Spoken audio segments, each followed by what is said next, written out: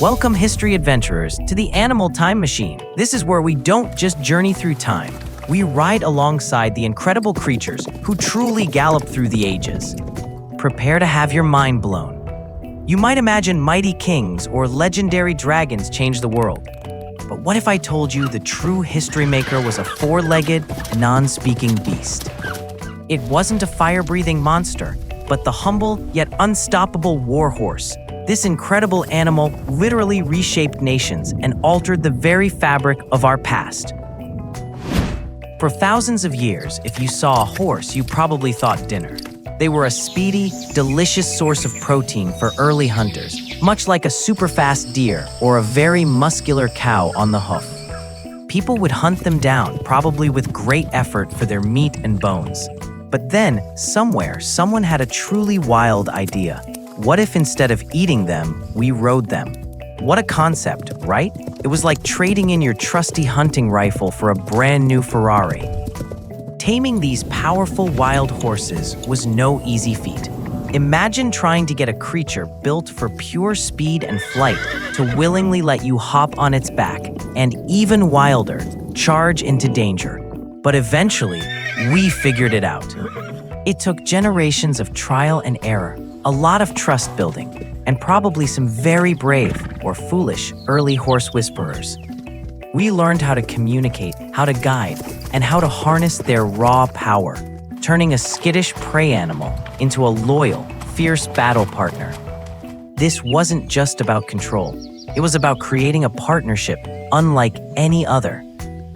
And once we cracked the code of riding, the horse exploded onto the battlefield, first pulling incredible chariots for the Egyptians, creating devastating, mobile platforms that reshaped ancient warfare. Then, with the invention of horseback riding, nomadic groups like the Scythians became legendary. They transformed into the ultimate cavalry, using their horses for speed, shock, and strategy, effectively dominating the battlefields from the steppes to distant empires. These warhorses weren't just animals. They were living, breathing superweapons that turned mere skirmishes into world-changing conquests.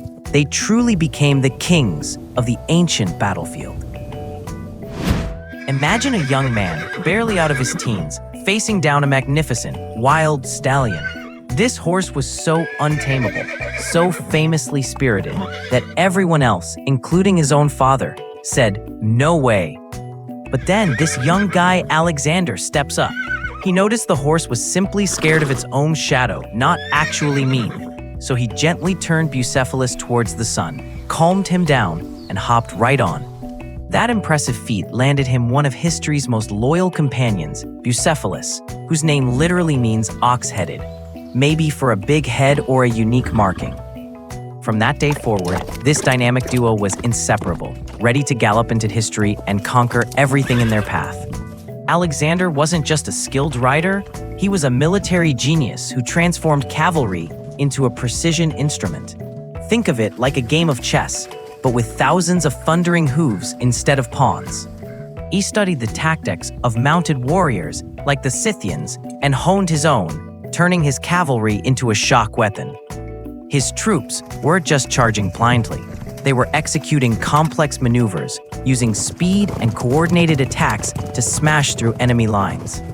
Alexander's cavalry was the ultimate ancient superpower, demonstrating that a smart leader with fast horses could literally change the map of the world. Nowhere was Alexander's cavalry brilliance more evident than in his legendary clashes, particularly against the mighty Persian Empire. Picture this: the vast, flat plains of a place like Gaugamela, perfect for a cavalry show. Thousands of Persian chariots and infantry ready to meet Alexander's forces. But when Alexander unleashed his heavy cavalry, it was like a living, breathing tidal wave. The sheer speed and impact of those horses, coupled with his brilliant strategies, created an unstoppable force. It wasn't just a battle. It was a masterclass in using equine power to dismantle an empire, hoofbeat by hoofbeat, until the mighty Persian war machine crumbled. Bucephalus wasn't just a horse, he was a superstar. This incredible stallion was Alexander's constant companion, through countless campaigns, a symbol of his power and unwavering loyalty. When Bucephalus finally passed away after decades of service, Alexander didn't just mourn him, he immortalized him. He founded an entire city, Bucephala, in his horse's honor, right on the Hydaspes River. How cool is that? A city named after a horse. It just goes to show you, some bonds, especially between a great conqueror and his magnificent war horse, are truly legendary and last forever. Remember that legendary story about Genghis Khan getting shot by an arrow in battle? Well, instead of killing the guy who shot him, he hired him. That's the kind of strategic genius we're talking about. One who understood that the ultimate power lay not just in his own skill, but in the collective might of his incredible army of horses. These weren't just mounts, they were the engine of his conquests. Without them, the epic tales of Genghis Khan's world-changing victories would be, as one historian put it, simply expunged from the historical record. He wasn't just a rider, he was the ultimate equestrian commander, leading arguably the fastest four-legged army history has ever seen. Now forget those towering war horses you might imagine. The Mongolian horses were smaller, incredibly hardy, and absolutely essential to their nomadic lifestyle. Think of them as the ultimate multi-tool. They provided milk for kumis, meat for sustenance, and skins for clothing and shelter. They were so integrated into daily life, they were practically family members. On the battlefield, these compact powerhouses acted like living tanks, capable of incredible endurance and swift maneuvers. Off the field, they were like mobile homes, carrying everything a warrior needed. They might not have been what historians call super weapons in the traditional sense, but air versatility made them indispensable. Ever wonder how the Mongol armies seemed to appear out of nowhere, covering insane distances in record time? Here's their secret. Each warrior didn't just have one horse, they typically had 3 to 5. This wasn't about showing off, it was pure, brilliant logistics. By constantly switching mounts, they ensured no single horse was overworked, allowing them to travel at incredible speeds for weeks on end. Imagine a cross-country race where you can swap out your car mid-race. This system, along with a vast network of postal roads with fresh horses and supplies, allowed them to maintain a blistering pace, covering thousands of kilometers in what seemed like mere weeks. It was a true Pony Express system, but for conquering the world. For settled civilizations, city walls were their ultimate defense, but for Genghis Khan, walls were just obstacles. He didn't need them. His true defense and offense was his mobile cavalry. These devil's horsemen could seemingly vanish into the endless steppe, then reappear like a sudden, devastating sandstorm. Eyewitness accounts describe them as a numberless multitude that swept down like waves of a black ocean, with arrows falling like clouds of biting flies. This wasn't just warfare, it was psychological terror.